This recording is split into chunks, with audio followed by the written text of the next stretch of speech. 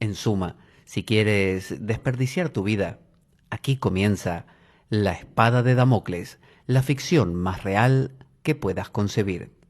La Espada de Damocles se emite todos los lunes de 11 a 13 horas desde el estudio de Radio Cuca 107.3 de la FM de Oviedo y también en algunos domingos alternos que van variando en algunos casos y para eso hay que informarse en las redes sociales buscando nuestro programa. Lo hacemos aquí desde la Biblioteca Pública de Oviedo en el Fontán y lo hacemos de 12 a 13 horas. Tiene entrada libre y gratuita donde podemos asistir a la grabación del programa como estamos haciendo ahora mismo. Puedes descargar nuestros programas grabados también a través de nuestra web www.espadaweb.blogspot.com, medio larga la dirección. Puedes también comunicarte a través de Twitter, @PabloJVeloso. Puedes enviarnos un correo con comentarios, con opiniones, con pedidos, info@espadaweb.gmail.com. También tienes nuestro grupo de Facebook, La Espada de Damocles, y puedes compartir este programa si te gusta en las redes sociales, con tus contactos, con tus amigos y también puedes con toda libertad subirlo a tus canales, sea de YouTube o de lo que tú quieras, de manera que dé vueltas ahí por el mundo. Pero sobre todo, sabes que no te lo puedes perder. Bueno, estamos hoy aquí en la biblioteca en un día muy, muy especial debido a que hay sol en Asturias. Para quien no vive aquí, quizá no lo entienda, pero bueno, el sol aquí es muy preciado. Es preciado en todas partes, pero en Asturias no asoma demasiado. Así que cuando asoma, todo el mundo se alegra, incluido yo mismo. Así que bueno, hoy es uno de esos días en que hay sol y promete, por lo menos el pronóstico dice eso, que va a continuar así por unos días más. Así que estamos todos muy contentos, muy sonrientes, disfrutando del sol asturiano. Y bueno, como no podía ser de otra manera, el sol, una cultura que adoró mucho al sol, es la cultura egipcia. Una cultura muy antigua y quizá muy subestimada, porque cuando pensamos en los egipcios pensamos en las pirámides que estudiamos en el colegio, que son de distintos tamaños, que corresponden a distintos faraones. Imaginamos a los faraones, que eran unos tipos un poco raros, que estaban convencidos de que eran medio dioses, que tenían una cohorte de sacerdotes que quizás los convencían de la misma cosa, gente supersticiosa que tenía 80 millones de dioses, y encima dioses no como los hindúes que tienen cabeza humana, sino dioses que tenían uno cabeza de chacal, como Anubis, otro que tenía, no sé, cabeza de halcón, como Horus, y así, distintos dioses que eran semi-animales. Entonces nos parecen que eran muy, muy toscos, muy brutos los egipcios, nada que ver con las culturas monoteístas como los judíos que vinieron luego, los musulmanes más adelante y los cristianos. Sin embargo, quizás con lo que veamos hoy, descubramos que los egipcios tenían un lado, un costado mucho más profundo de lo que nos llevó a nosotros. Yo propongo como un ejercicio intelectual y práctico para darnos cuenta de lo que quiero decir. Imaginemos que toda nuestra cultura desaparece, como le pasó a los egipcios. Desaparece y viene otra. Y desde que desaparecemos hasta que la otra se pone a pensar en nosotros, transcurren, digamos, no sé, 5.000 años. O 3.000 o 2.000. Y cuando miran hacia atrás y miran nuestra cultura y piensan en cómo vivíamos, qué religión teníamos, empiezan a ver que creíamos de repente en un Dios que creó el mundo en cierta cantidad de días, en profetas que eran a veces como Jonás tragado por un gran pez. Ven también Sodoma y Gomorra destruida por cosas del cielo que venían. Luego también en los evangelios que encuentran descubren que hay un apocalipsis con 4 jinetes, y luego que hay, no sé, un dragón que persigue a una mujer y la mujer que se esconde y que da a luz un niño porque está embarazada. Y un Jesús que viene de los cielos a juzgar a vivos y a muertos, y los muertos que se levantan de las tumbas. Entonces yo pregunto, ¿es tan diferente a la visión egipcia, la que actualmente cultivamos? ¿No será que nos parece normal la nuestra porque nos hemos acostumbrado a esto? Quizá la religión egipcia tiene toda esta profundidad, la misma que puede tener la nuestra o nuestra visión actual, solo que nos hemos quedado con vestigios. Y esos vestigios son normalmente los más superficiales. Si uno se queda con cuál es la religión actual del mundo occidental, bueno, si hace un recuento, y sobre todo desde el futuro, va a ser un recuento de lo que la gran masa de gente practica. La misa, la comunión, la confesión de los pecados y cosas por el estilo. Pero se va a perder aquella parte mística representada por algunos seres especiales, como un San Juan de la Cruz aquí en el cristianismo. Se los va a perder simplemente porque no es lo más frecuente. Y todo arqueólogo y antropólogo se basa en estadísticas, o sea, mira la gran mayoría de presencia de cierta cosa y saca una conclusión. Pero bueno, las cosas que son las menos pasan desapercibidas. Así que nos vamos a meter a conocer el libro no tibetano de los muertos, sino egipcio de los muertos, que en ambos casos hay que aclarar es un error. No se llama ninguno de los dos libro tibetano de los muertos ni libro egipcio de los muertos. Lo que sucede es que usted sabe que el Imperio Británico estuvo en todas partes, y quizá todavía lo está, y con sus colonias, y bueno, en este caso, en el caso de Egipto, también estaba presente Francia, y entre los dos fueron como consiguiendo todas estas piezas arqueológicas y dándoles también, otorgándoles un sentido al traducirlas. Y las tradujeron lo mejor que pudieron. Ya hemos hablado que el Tao Te Ching chino ha sido traducido, por ejemplo, bueno, ¿cómo se llaman estos sacerdotes que viajan como evangelistas, misioneros en China? Y estos misioneros le pusieron el nombre a la palabra Tao que más se les parecía que se acercaba, y era la palabra Dios. Y sin embargo, Tao es muy ajeno a la palabra Dios, no envuelve ese sentido emocional, devocional, ese sentido de fe. Entonces aquí pasa lo mismo, el libro egipcio de los muertos no se llama el libro egipcio de los muertos, sino que se llama el libro para despertar a la luz o para llegar a la luz del día y cosas por el estilo. Nada que ver con el libro egipcio de los muertos. Pero se dice que los saqueadores de tumbas, egipcios mismos, ya de la época musulmana obviamente, cuando encontraban estas cosas, las encontraban en una tumba y decían, bueno, este es un libro para los muertos, para los difuntos, porque está en una tumba. ¿Para qué otra cosa va a ser? Si se lo pusieron al lado del muerto. Entonces dice así, los antiguos egipcios creían en la existencia de un complejo y complicado más allá.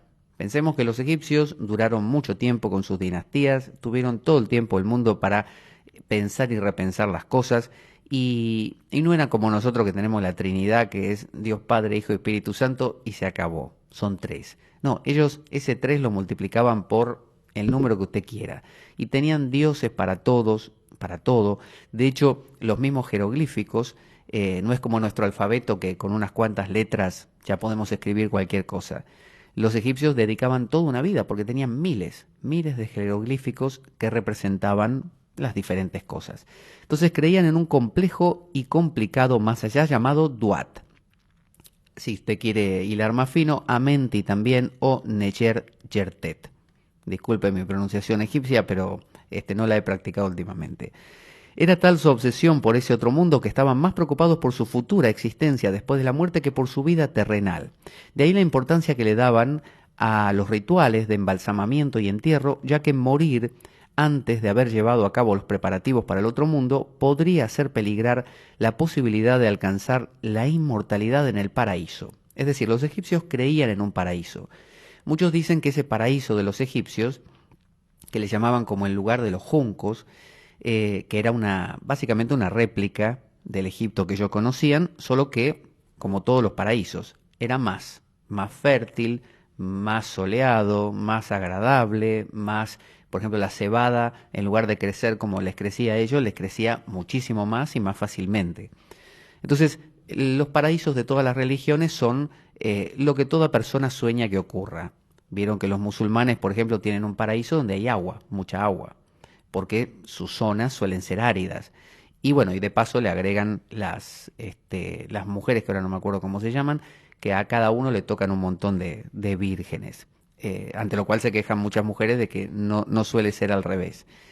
Y los cristianos, bueno, tienen un cielo donde todo es tranquilo, donde todos están contentos, que están alabando a Dios continuamente, es decir, donde todo está bien, en contraste con un mundo donde todo es un lío y está patas arriba. Em, y ellos consideraban que era importante, los egipcios, una preparación. Y este libro de los muertos es como una suerte de manual o libro para llegar a la luz del día. Un manual. Los tibetanos hicieron lo mismo. La Biblia es una suerte de manual, un manual preparatorio. El Corán, el Bhagavad Gita, cualquier religión tiene su manual. Si uno se compra un electrodoméstico y no tiene un manual, le cuesta bastante más y puede que hasta se le rompa por no saber tratarlo, por no saber usarlo. Entonces, contar con un manual es muy valioso. Y este manual va explicando no solo qué va a pasar después de la muerte, en ese más allá, sino que es un libro también para los vivos, como ocurre con el libro tibetano. Es un libro que se le leía al muerto por parte del sacerdote, en el momento en que lo ponían ahí en el sarcófago, momificado, en medio de otros rituales, se le iba leyendo. Lo mismo hacen los tibetanos. Durante 49 días los tibetanos están, el lama, a los pies del muerto, le está leyendo el bardo todol, que significa justamente liberación a través de la audición en el bardo, no libro tibetano de los muertos. Y de esa manera lo ayuda a transitar. Pero siempre que uno habla de algo, se escucha. Entonces ese escucharse es parte de la función del libro de los muertos egipcio o tibetano. Es decir, cuando el sacerdote lo habla, no solo lo habla para ese muerto, sino para toda la familia que está ahí y para él mismo. Es un recordar. Si uno no recuerda las cosas, las olvida. Si uno no recuerda que uno cumple años, uno se olvida que va transcurriendo el tiempo. Si uno no se hace un festejo de cumpleaños, si uno no celebra un aniversario de casamiento, de lo que sea, uno se olvida con el tiempo de que uno está casado, ¿no? Entonces uno necesita ese recordatorio. Dice, con el transcurso del tiempo la mitología egipcia se fue modificando, generando diferentes versiones. Ustedes saben que los egipcios pasaron por muchas facetas, inclusive por una muy destacada que es la monoteísta del faraón, creo que era Akenatón. Pero en resumen, cuando la persona moría, el dios del ultramundo, Anubis, que es ese que tiene cabeza de chacal, y tenía cabeza de chacal porque los chacales, como pasaba en la India, en los campos de cremación, los compañeros de Kali, de la diosa Kali, son los chacales. Son perros que viven de la carroña y por eso están en los cementerios. Y se ve que aquí en las zonas de enterramiento egipcias, aunque estuvieran momificados algunos, no sé, a los perros algo olerían ahí y les gustaría. Entonces, Anubis guiaba al fallecido en su viaje al más allá. El espíritu, ahí el espíritu del difunto, debía deambular en un mundo complejo y peligroso, plagado de lugares enigmáticos y sorteando seres malignos. Vamos a hacer aquí una especie de bifurcación. Por un lado, vamos a entender el libro de los muertos como eso, como una guía post-mortem, pero al mismo tiempo vamos a entenderla como una guía en vida. Es decir, todos nosotros, en distintos momentos de nuestra vida, nos encontramos con fantasmas, monstruos, espectros, demonios, que son nuestros propios demonios, ¿no? Entonces, este libro es una ayuda, como el libro tibetano de los muertos también lo es, para cómo enfrentarse con nuestros propios demonios, que son los demonios del miedo, los demonios de la ira, del odio, de la depresión, los demonios de la preocupación, como usted quiera llamarlo. El fallecido requería atravesar una serie de puertas, cavernas y montañas vigiladas por criaturas sobrenaturales y aterradoras, que son aspectos también de nuestra personalidad.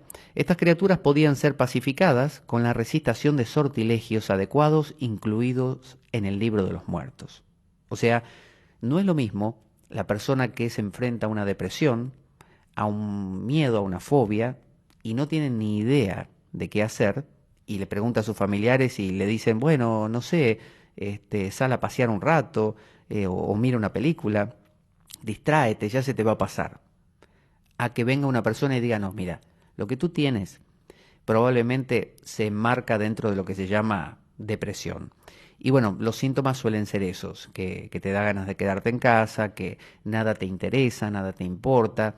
Pero bueno, la manera que tienes tú de lidiar con esto es, por ejemplo, generar algún interés en algo que te vaya sacando de esa apatía, por ejemplo. Entonces, ya hay un manual, ya hay una explicación. La persona entonces ya no está desvalida. Ahora sabe que puede seguir una secuencia de posibles acciones para solucionar ese problema. Eso es el libro de los muertos. Y no es solo para después de morirse, no es solo para después de la muerte física, es para ahora. Entonces, hay un montón de conjuros. ¿Qué es un conjuro? Por ejemplo, si yo tengo miedo a algo, ¿no? Y tengo terror a las arañas, porque una vez, no sé qué, de pequeño me pasó algo con las arañas. Es un miedo infantil, no tiene fundamento, porque como adulto yo veo la araña, me aparto y ya está.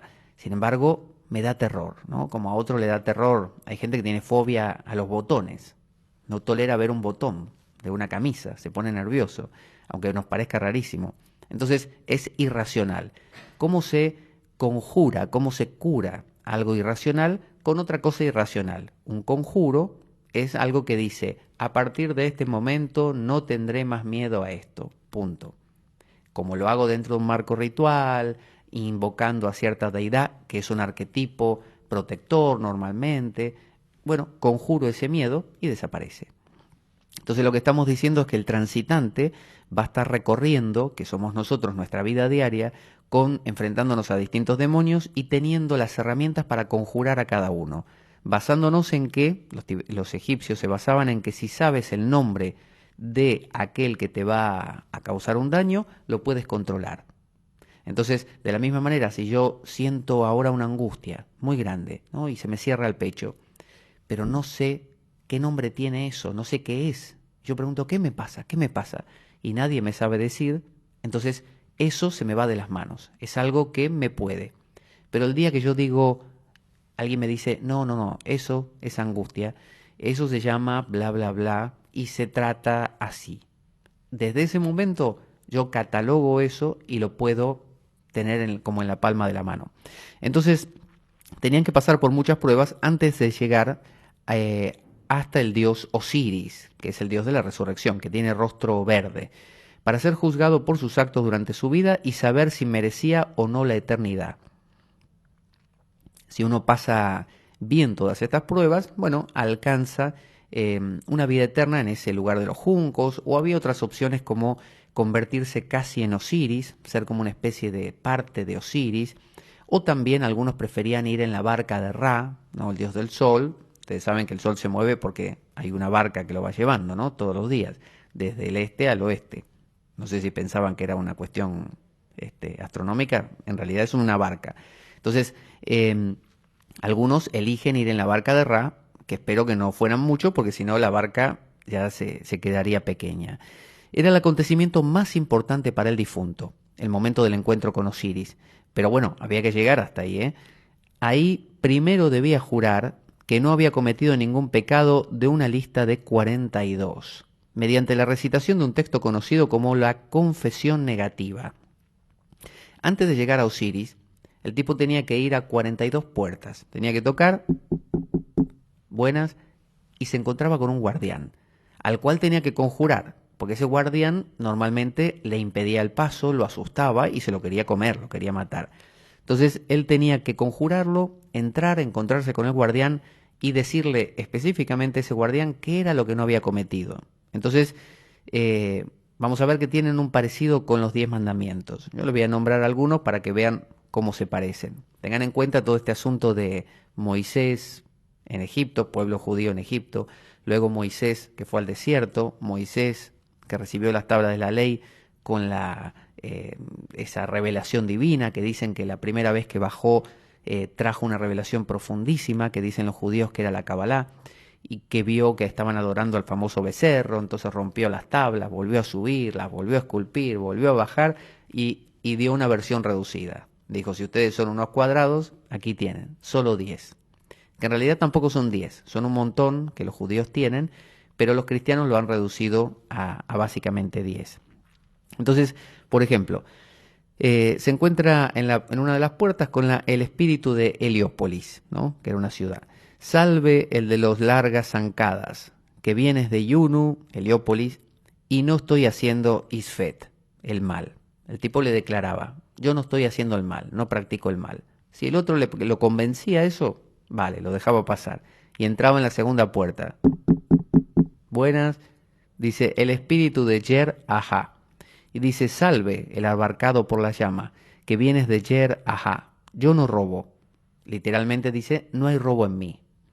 Y así va con otro. A Tot le dice, salve divina nariz, que vienes de Num, Hermópolis. Yo no albergo enemigos. A Amit le dice, salve devorador de sombras, que vienes de Cuernet. Yo no asesino hombres.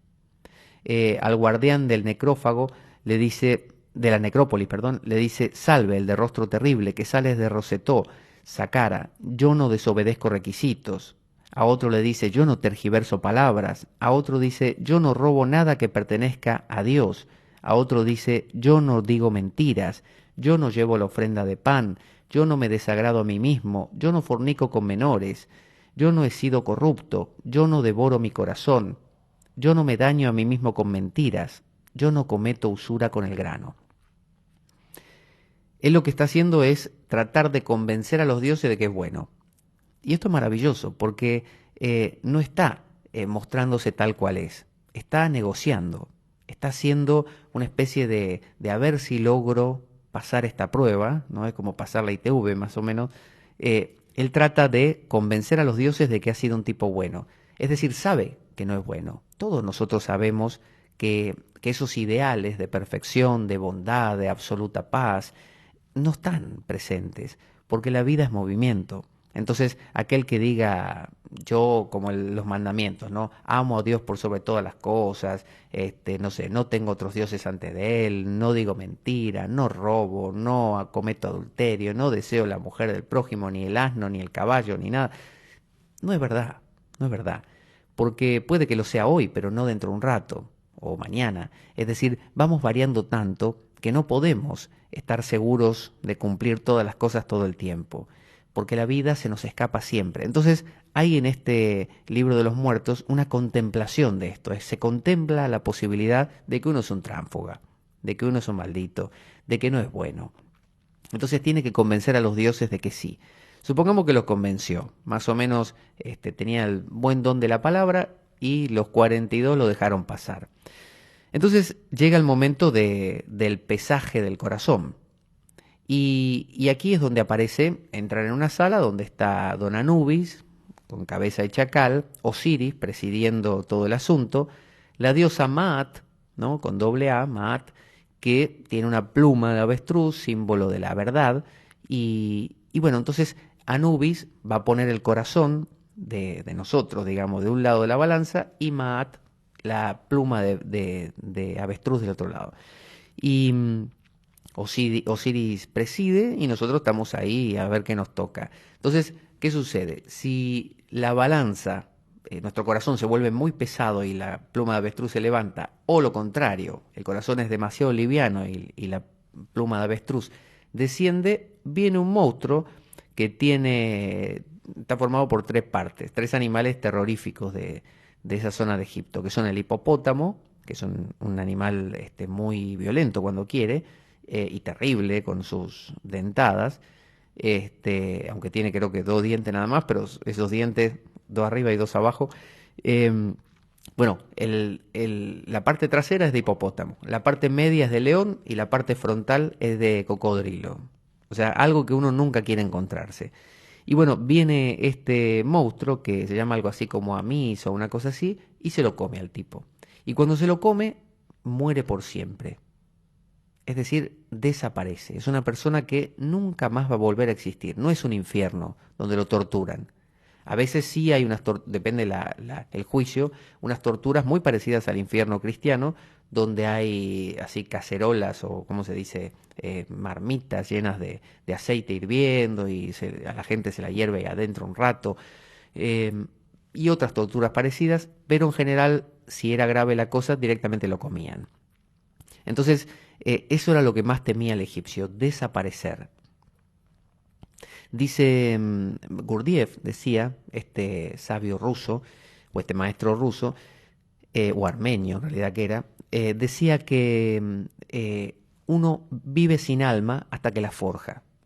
Si uno se pasa la vida sin generar un alma, y alma significa ánima, y ánima significa ánimo, tener pasión, tener energía, tener algo. Si uno es simplemente como esta canción de Pink Floyd, ¿no? Otro ladrillo en la pared, ¿no? Que en el video de esa canción van las personas, los niños caminando como muñecos y se caen en una cinta de producción de una empresa, de una fábrica. O sea, si uno es solo una máquina, está muerto, no tiene alma. El alma se forja. A eso le llamaban los egipcios el Ka, ¿no? La energía de la personalidad del individuo. Entonces, el dios de la sabiduría, Tot, que tiene cabeza de ibis, actúa como escriba. Él es el que apunta todo, anotando los resultados, que es el que posteriormente se convierte en Hermes de los griegos, ¿no? Por eso, toda la sabiduría esta egipcia, cuando es retomada por los griegos, se llama sabiduría hermética. Y hermética quiere decir que mitológicamente Tot era el que la creó o el que la trajo al mundo y creó todos los misterios egipcios. Entre esos misterios estaban los misterios de Isis, que eran, acuérdense que Isis es la que estaba casada con Osiris y que a Osiris se lo mató Set y que después Horus, el hijo de Set y de Osiris y de Isis, fue el que vengó peleando contra Set y perdió el famoso ojo y todo ese asunto. Pero Isis era tan poderosa que hasta en algún momento llegó a engañar a Ra, al dios del sol, para que le dijera su nombre. Porque los egipcios pensaban que todos nosotros tenemos nombres, yo me puedo llamar Pablo, pero hay un nombre secreto. Entonces, a cada persona le ponían 2, 3 nombres que inclusive ellos lo podían cambiar durante la vida. Entonces, así como si yo, no sé, engordo, me van a decir gordo, y si yo adelgazo, me van a decir flaco, probablemente. De la misma manera, o si, no sé, me dejo el cabello largo o corto o varío alguna cosa, me van a cambiar el moto, ¿no? El epíteto que me digan. Bueno, de la misma manera, los egipcios podían cambiar su nombre, pero había un nombre secreto. Y ese nombre secreto era tan íntimo, que era el que tenían que usar en el momento de morir, que el que lo sabía nos podía controlar. Entonces Isis, ya lo hemos contado en otro programa, logró controlar así a Ra y le extrajo los grandes misterios. Entonces, los egipcios, que seguían la corriente de los misterios de Isis, lograban aprender cosas que Isis había aprendido de Ra, o sea, misterios muy profundos. Isis siempre se mostraba con su niño, con Horus, en su regazo. Y es exactamente la imagen que tomaron los cristianos con la Virgen María con el niño. Es la réplica, es lo mismo. Uno ve las imágenes de Isis con el niño y es exactamente igual a la Virgen con el niño. Teniendo en cuenta que el pueblo judío heredó mucho de los egipcios, que en la época de Pablo de Tarso y todo eso, todo estaba helenizado, y bueno, la helenización había abarcado a Egipto también, porque se acuerdan que la dinastía tolemaica, ¿no? que fueron los herederos de Alejandro Magno, reinó hasta que vino el Imperio Romano, con esto Marco Antonio y Julio César y Cleopatra, que Cleopatra no era egipcia, Cleopatra era tolemaica, era de la dinastía tolemaica, era griega, de sangre griega, aunque su familia seguramente por muchos decenios estuvo en Egipto. Entonces, por eso digo que al romanizarse todo el mundo y heredar lo helenizado, lo heleno, bueno, todos estos misterios entraron también en el cristianismo. Entonces, puede pasar esto cuando uno le pesa en el corazón. Si es favorable, el fallecido podía ir a vivir eternamente en el Aaru, el paraíso de la mitología egipcia. Ese es el mejor de los casos. Plan B. Si era negativa, le devoraba la feroz bestia Amit, una criatura que dijimos con cabeza de cocodrilo, cuerpo de león y piernas de hipopótamo. Esto se denominaba la segunda muerte y era lo que más temían los egipcios porque implicaba la completa aniquilación. Dejaban de existir para siempre. ¿Qué hacían los egipcios muchas veces para que el corazón no les diera un disgusto, como se dice? En vida cogían un escarabajo, que el escarabajo era un símbolo también de Ra, porque era el escarabajo que le llaman estercolero, que es un escarabajo que, digamos que camina hacia atrás y va empujando una bola de estiércol que desprende del estiércol de un animal, ahí pone sus huevos y la arrastra, la sube, la baja, la lleva por todas partes. Y en un momento la deja y de ahí salen las larvas que después se convierten en escarabajo y salen volando de la bolita de estiércol. Entonces, a los egipcios les parecía esto muy llamativo, y por eso consideraron que el escarabajo era súper sagrado, un símbolo maravilloso, porque del estiércol nace la vida. Y no solo la vida, una vida que se va volando, ¿no? Como algo muy sutil de la porquería. En la alquimia se habla de que, dice, visita interior a terre rectificando invenies occultum lapidem. Visita el interior de la tierra, la porquería, las capas oscuras que aprisionan ahí al mercurio coagulado y martirizando a los metales de ahí dentro, y ese mercurio luchando poco a poco, va rompiendo esa cáscara y saliendo. O en términos cristianos, es el Cristo que resucita de entre los muertos. Entonces, ¿qué más que una bola de estiércol para representar esto? Entonces les parecía que el escarabajo era súper sagrado. Entonces, ¿qué hacían? Lo ponían haciéndolo en algún material especial, así en piedras preciosas y otras cosas, y le ponían los jeroglíficos de la parte del libro egipcio de los muertos que decían cosas así: que mi corazón no me traicione, que mi corazón no diga cosas en contra de mí, o sea, que no me eche tierra encima. Y se lo ponían al muerto arriba del pecho, acá, en el sitio del corazón. Entonces sustituía al corazón. Entonces el transitante, cuando llegaba ante Anubis, no le daba su corazón verdadero, le daba el escarabajo. Entonces el escarabajo era como una especie de trampilla que se hacía ahí, de trampa, para que no quedemos mal. Y normalmente funcionaba. Entonces esto nuevamente demuestra, porque podría parecer como algo muy tramposo, muy mentiroso, muy torcido de parte de los egipcios, como querer engañar a Dios, ¿no? Que es un pecado que nosotros lo vemos muy mal. Sin embargo, ellos sabían que el ser humano es falible y que si se pesaba el propio corazón, creo que el amit se comía al 90% de los egipcios, como se comería hoy a todos, ¿no? Digamos, si viniera ahora Jesús de entre las nubes, se levantaran los muertos de las tumbas y empezara el juicio final, yo creo que no solo los que estamos aquí, sino todos los que están afuera, terminaríamos cocidos en aceite. Entonces, sabiéndolo, los egipcios jugaban con eso y hacían esta trampa. Y los dioses probablemente, los dioses no eran tontos, sabían que estaban usando un corazón que estaba conjurado, y sin embargo hacían la vista gorda, lo dejaban pasar. Es decir, esos dioses interiores nuestros, esas arquetipos, por ejemplo, el arquetipo de, no sé, de la paz interior, de la depresión, del miedo, de la alegría, los arquetipos que forman nuestra mente, no requieren que uno sea realmente puro, que uno esté perfecto en todas circunstancias. Porque si no es como si uno fuera al médico y estuviera sano. El médico le diría: ¿para qué viene? Usted tiene que venir si está enfermo. De la misma manera, la idea del acercamiento a estos arquetipos es decirle: sí, en realidad no soy puro, pero quiero serlo. Tengo esta intención. Entonces, estos dioses valoraban más la actitud del transitante que realmente su honestidad y transparencia.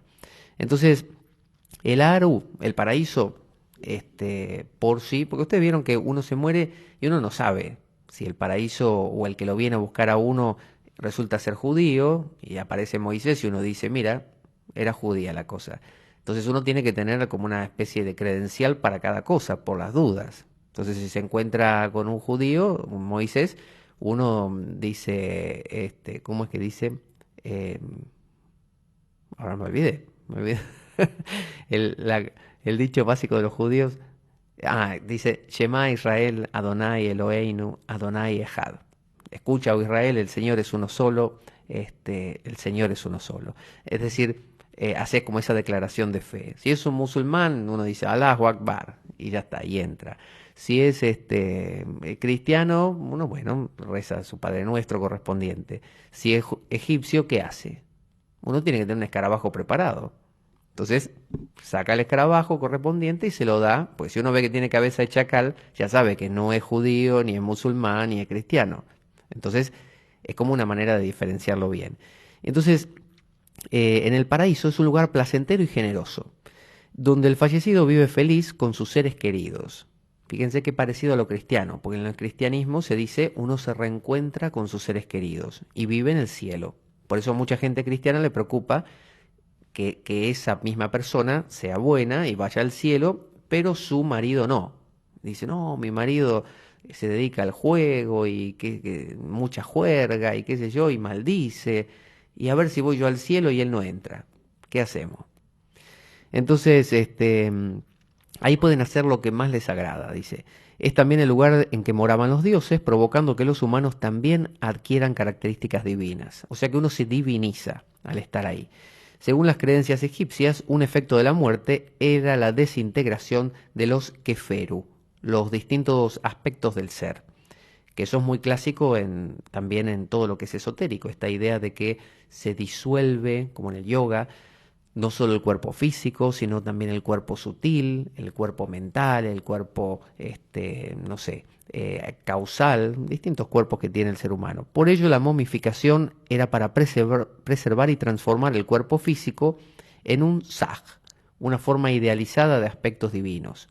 Así, si pasaban el juicio de Osiris, entonces su Va, su fuerza anímica, podía ir a encontrarse con su Ka, su fuerza vital, que permanecía en la momia para conformar el Aj o Ash, que era su principio espiritual inmortal con el que podrían vivir eternamente en el Aaru. Vamos a decirlo otra vez. Si uno pasa al juicio de Osiris, entonces su Va, que sería el equivalente nuestro al alma, ¿no? Al alma espiritual, podía ir a encontrarse con su Ka. El Ka era la fuerza vital. Por ejemplo, si yo ahora mismo quedo en un estado de catalepsia, quedo en un estado de, no sé, cuadriplegia, que quedo así y mi mente también, ¿no? O estoy en coma, ¿no? Mi cuerpo sigue funcionando, o sea que tengo energía vital para las funciones más básicas, hay una energía que mantiene todo funcionando, pero no hay personalidad. Viene alguien y me dice, Pablo, y nada, no hay reacción. No hay ánima, no tengo pasión por nada, no hay identidad, no soy, porque todos nosotros, ¿qué somos? Somos un algo que busca una otra cosa.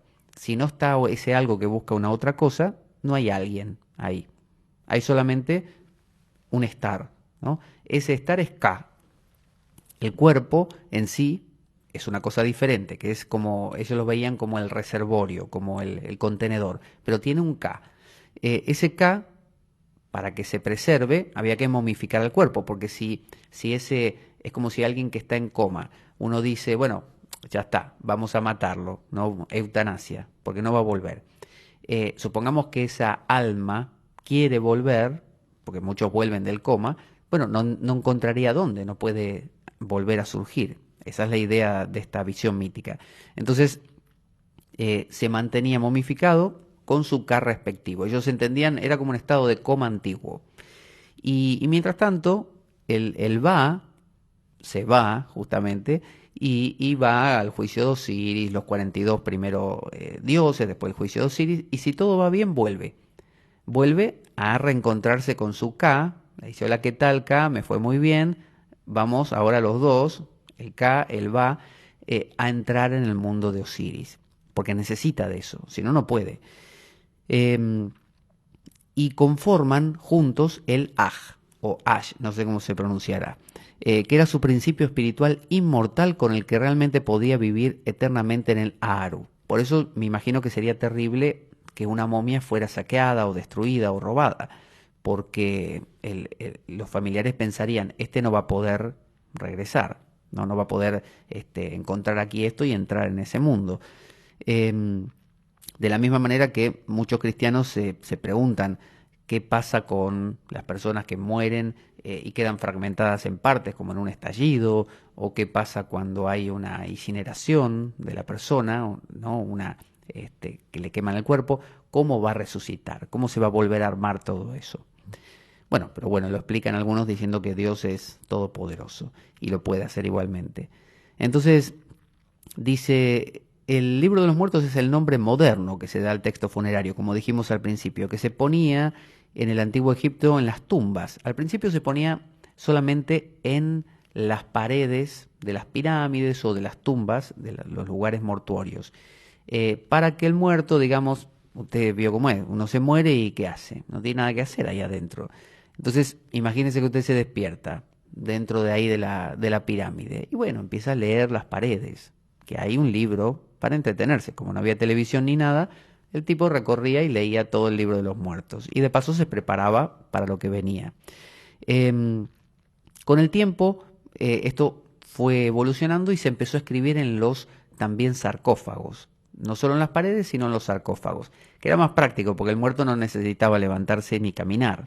Lo leía directamente ahí. Era como estar ahí tumbado y ir leyendo las paredes del sarcófago, el techo y cosas así. Y después, más adelante, evolucionó todavía más y se empezó a escribir en papiro. Que el papiro nos parece una cosa muy endeble, pero a ellos les duraba mucho porque el clima es muy seco. Entonces podía durarle 1000 años el papiro. Entonces le enrollaban el papiro y se lo ponían al lado del tipo, supongo aquí abajo del brazo para que nadie se lo saque. Y, y cuando llegaba el momento él podía leerlo, porque había una situación donde el sacerdote, en el momento en que cerraban el sarcófago y todo, le hacían lo que se llama la apertura de los ojos, y la apertura de la boca y la apertura de los oídos. O sea que antes de dejarlo al muerto ahí, le abrían los sentidos, porque si no, el tipo no iba a poder ni leer nada, ni defenderse, ni explicar, ni hacer todas estas declaraciones negativas, las 42. Necesitaba tener los sentidos abiertos. O sea que los egipcios pensaban que morir es un desaparecer, un deshacerse, un acabarse algo, necesita que a uno, para volver al nuevo ciclo, volver a abrir los ojos. Cuando uno a veces muere a una relación sentimental, muere a un trabajo, muere a algo, algo se acaba, uno a veces queda cerrado. Con los ojos cerrados no quiere ver más nada, no quiere oír más nada, no quiere hablar, no quiere integrarse. Entonces, los egipcios, que eran muy sabios en esto, decían no, para que inicies un nuevo ciclo hay que abrirte los ojos, hay que abrirte la boca y los oídos y necesitas volver a expresarte. El nombre original del libro Egipcio de los Muertos, por si ahora al retirarse de aquí quieren comentárselo a alguien, se llamaba Peri Emheru, ¿no? Peri Emheru.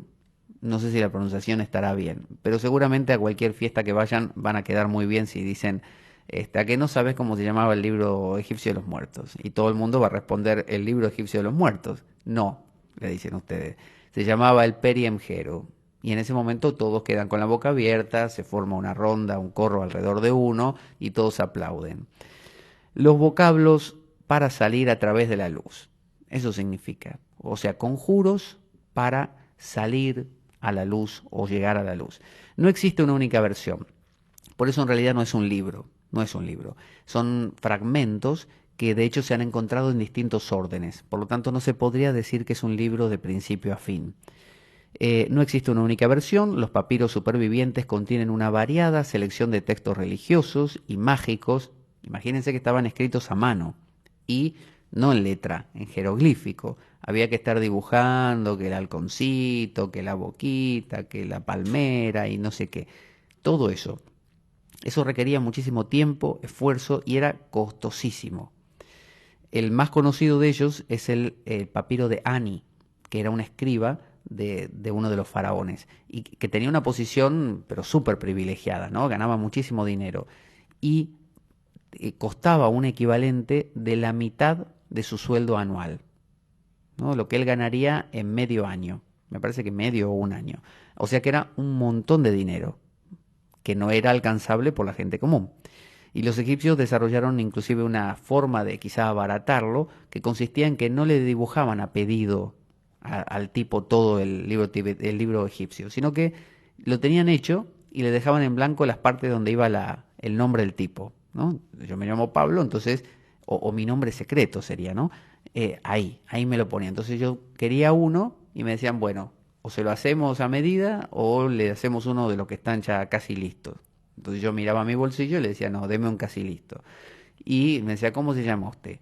Y le daba mi nombre y los tipos lo dibujaban y en 2 o 3 días me lo daban y yo contento con mi libro, que lo tenía que leer durante la vida también. No solo para estar preparado para la muerte, sino también porque ese libro, como pasa con el libro tibetano, es un libro para afrontar los cambios de la vida.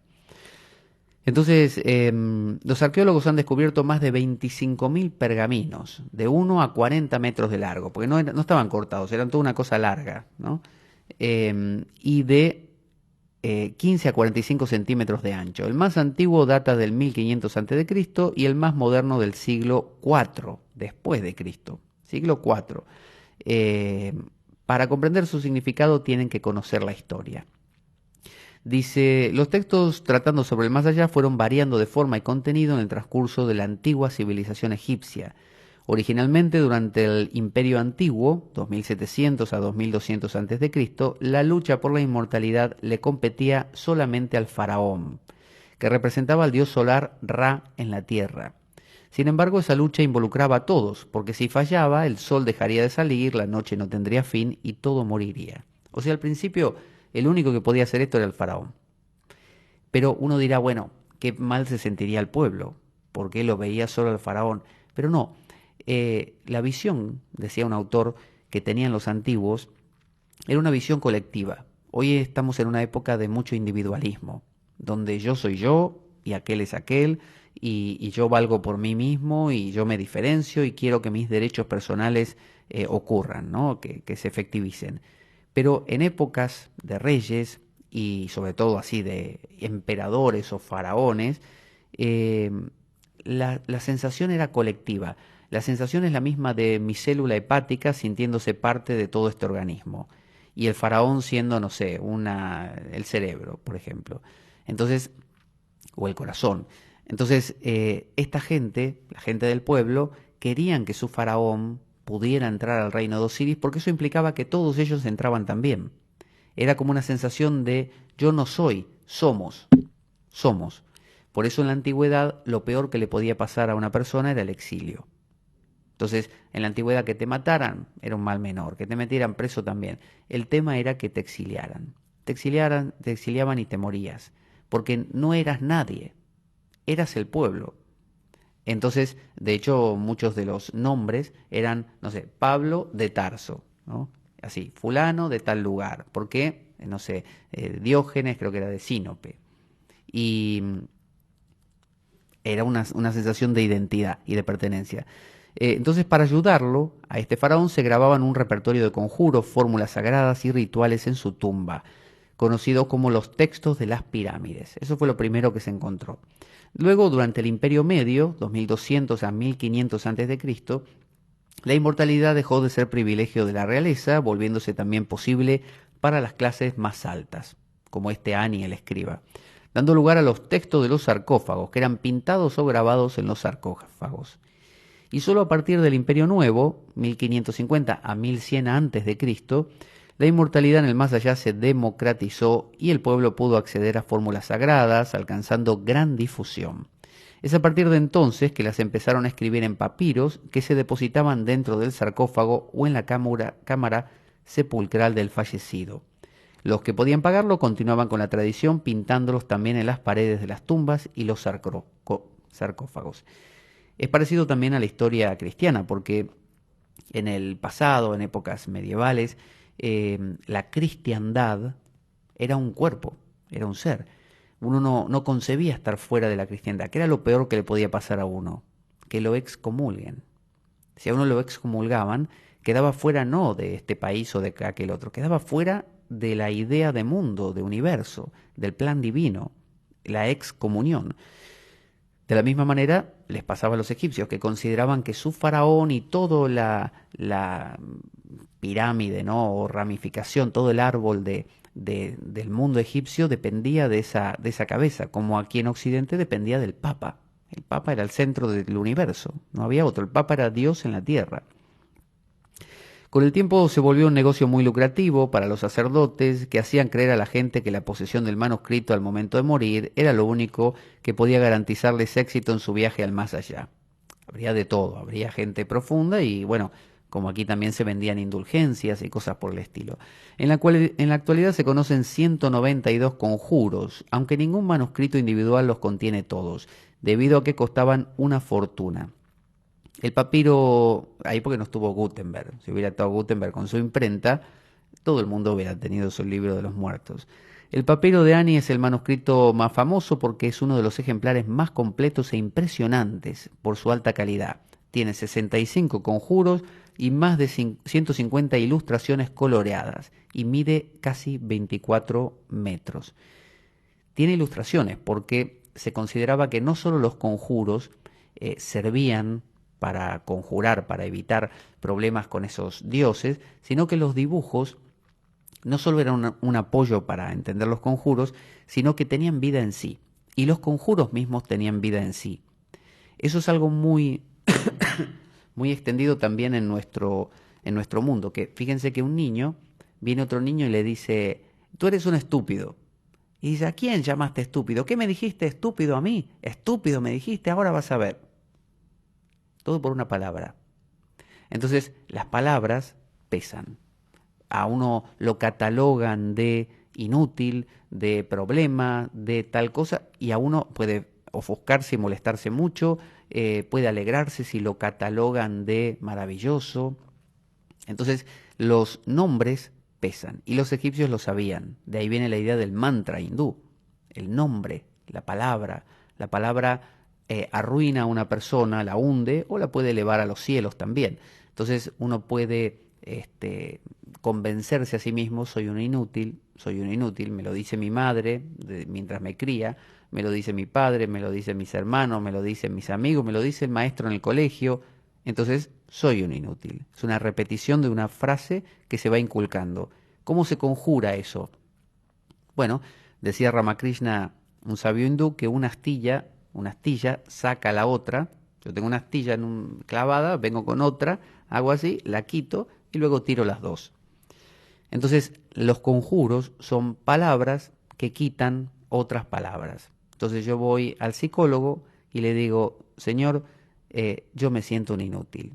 Y él me pregunta, ¿por qué? Bueno, porque me lo han dicho desde que soy pequeño. Y entonces el psicólogo, mediante su terapia, me traduce eso en no sos un inútil, no eres un inútil, no tiene ninguna base lo que te están diciendo, te lo dijeron por tal y cual razón, por lo tanto, no eres un inútil en absoluto. Fíjate qué bueno que eres en esto, en esto, en esto y en aquello. ¿Qué hizo? Conjuró. Me cambió una idea que tenía por una idea nueva, mucho más sana en este caso, o más armoniosa. Entonces, esos son los conjuros del libro egipcio. Uno dice, ah, sí, pero aquí hay dioses con cabeza de animales. ¿Y qué importa?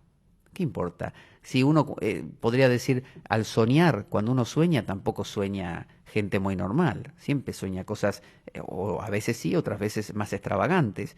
Y por eso van a dejar de ser profundos esos sueños o de transmitir ideas interesantes. No.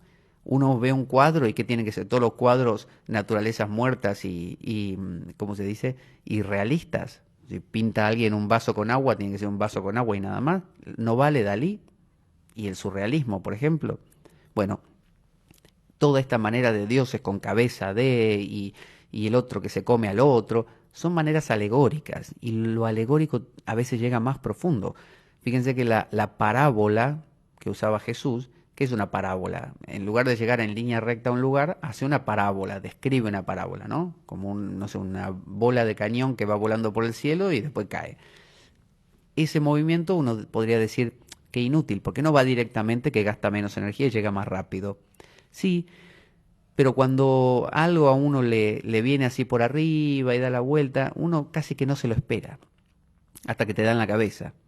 Entonces, de la misma manera, un cuento, una parábola, un conjuro lleno de dioses y de colores y de Krishnas y de no sé cuánto, y del el Apocalipsis de San Juan con todos sus monstruos y sus dioses y que la tierra, la luna se convierte en sangre y que el mar en no sé qué, eso tiene más, llega más profundo que los 10 mandamientos, que dicen no hagas esto, no hagas lo otro, no hagas lo otro, y uno dice, ¡pum!, lo corto de cuajo, no me interesa. Pero el evangelio de, no el evangelio, el evangelio de San Juan también es profundo, pero el Apocalipsis de San Juan es tan ininteligible para la razón que el mensaje que tiene entra directo, porque uno no tiene forma de bloquearlo, porque no sabe ni qué está bloqueando. Es totalmente como confuso, onírico.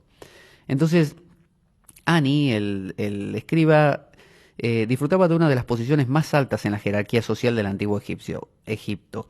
Era escriba real, administrador de las ofrendas divinas para los dioses, y su esposa era sacerdotisa de Amón, ¿no?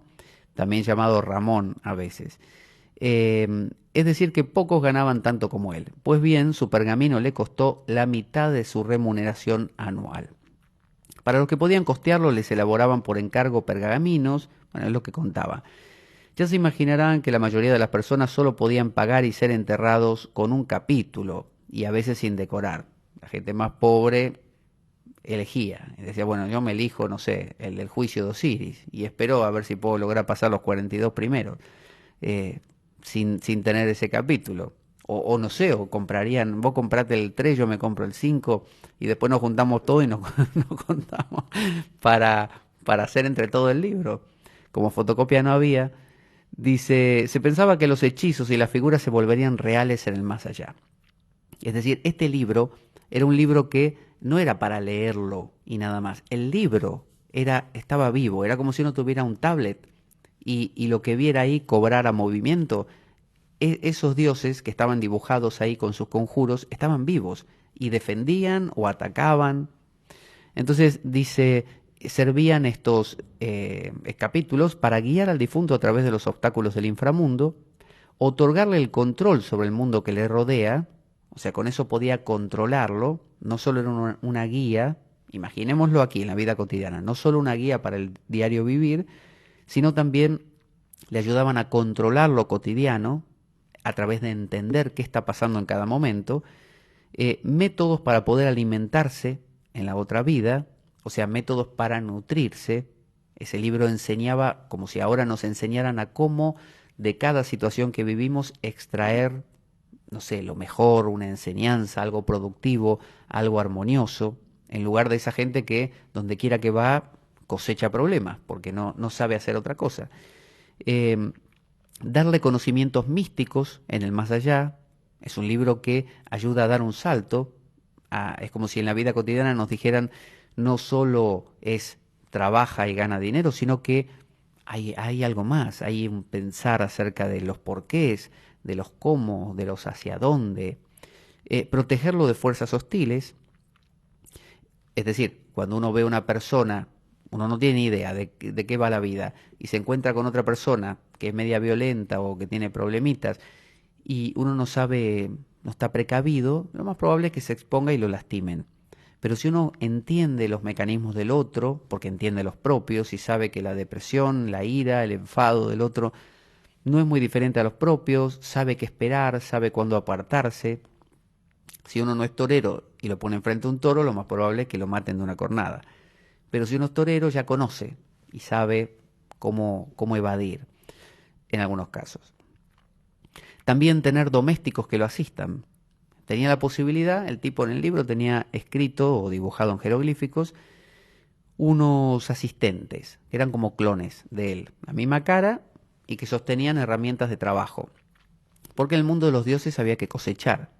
Y para que no se cansase la persona, él podía generar con conjuros gente que trabajase por él. Entonces eso podía hacerlo también. Garantizar que las diferentes partes del fallecido sean preservadas y al final reunidas, y ayudar a superar el juicio de Osiris. Así, si la persona temía por sus malas acciones que le hicieran fallar la prueba, usaba lo del escarabajo.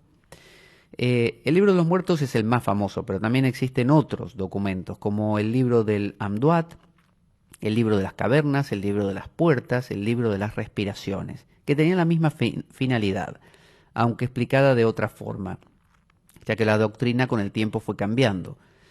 Los textos y las imágenes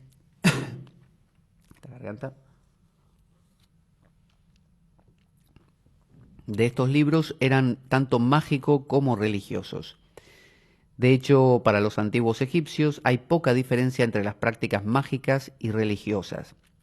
Es decir, para ellos no solo se trataba de estudiar lo religioso, como si uno estudiara, bueno, Dios Padre engendró al Hijo y el Espíritu Santo viene a, no sé, a impregnar a todo el mundo, como el Paráclito, que Jesús dijo que él debía irse para que llegara, sino que además hay prácticas teúrgicas, prácticas cotidianas, como sería aquí la misa, donde se hace la transustanciación, donde cambia el vino en sangre y la hostia, el pan, en cuerpo de Cristo. Es decir, hay de parte de los egipcios lo que en la India le llamarían el tantra, es decir, la ciencia del mantra, la ciencia de la respiración, la ciencia de los chakras, que esto sería para los hindúes. Los egipcios tenían lo suyo propio, pero a su modo, que como digo, mucho de eso sobrevivió como la filosofía hermética o el hermetismo. Algunos le llaman también el esoterismo, que en algunas logias masónicas se siguieron practicando. De hecho, muchos de los ritos son egipcios, son de inspiración egipcia, y esas son las logias que han traído mucho de esta sabiduría hermética y profunda a través del tarot, a través de los rosacruces, a través de muchas de estas corrientes que han traducido estas ideas y la han traído aquí a nuestro mundo cotidiano. Así que bueno, hasta aquí hemos recorrido hoy el libro egipcio de los muertos. Hemos visto que no solamente es un libro de disparates, así un libro de cosas raras y con dioses con cabezas raras, sino que también es un libro muy muy profundo que nos ha llegado desde la vertiente arqueológica y antropológica. Por lo tanto, nos ha llegado desde la vertiente científica, que es la que mira solamente las cosas como anecdóticas. Oh, mira lo que hacían los egipcios, qué locos estaban. Sin embargo, hay más. Vuelvo a decir como al principio, si nos mirasen a nosotros mismos dentro de 5.000 años y nosotros hubiéramos desaparecido como cultura, lo que verían sería una serie de prácticas disparatadas, como que nosotros, no sé, comíamos un círculo de masa así redondo, blanco, creyendo que era el cuerpo de un dios que murió y que murió él hacía miles de años atrás para que todos nosotros nos liberásemos de un montón de cargas que llamábamos pecado y que gracias a eso un día, después de morir, vendría ese Dios y todos nuestros miembros serían juntados y resucitaríamos en un cuerpo, que es un cuerpo entre sutil y también un poco del físico, porque si no, no sería resurrección, e iríamos a ese lugar maravilloso y estaríamos por siempre adorando con los 144.000 salvados, diciendo Hosana, Hosana en las alturas, al Cordero sentado a la derecha del Padre. Y imagínense todas nuestras oraciones, desde el Padre Nuestro hasta las letanías y todo eso, el incienso, les parecería a esa gente del futuro tan disparatado como a nosotros nos puede parecer el libro egipcio de los muertos, pero simplemente por tener una mirada superficial y no tomarnos el trabajo de ahondar un poco más. Yo creo que los egipcios son la cuna, como dicen, de la civilización.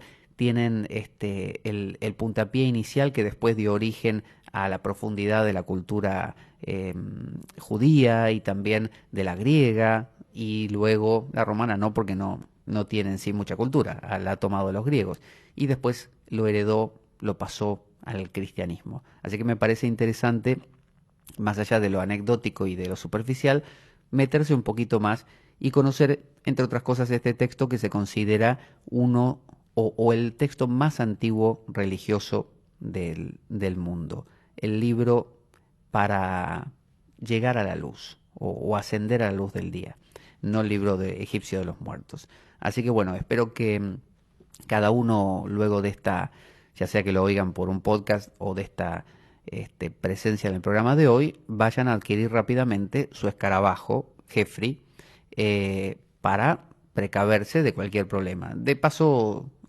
uno se evita que su corazón lo traicione enamorándose fútilmente de alguien que no corresponde o que no lo va a corresponder o cosas por el estilo. El escarabajo sirve para todo. Uno se lo cuelga aquí con una cadenita y corazón protegido. ¿Qué les parece? Y dado que la vida es un macabro juego concebido por una mente perversa, únete a nosotros el próximo domingo, o el domingo alterno que corresponda aquí en la biblioteca, o también los lunes de 11 a 13 horas por Radio Cuca, cuando escuches las siguientes palabras: la espada de Damocles, la ficción más real que puedas concebir. Buena semana para todos y avanti Damocleanos. Muchas gracias.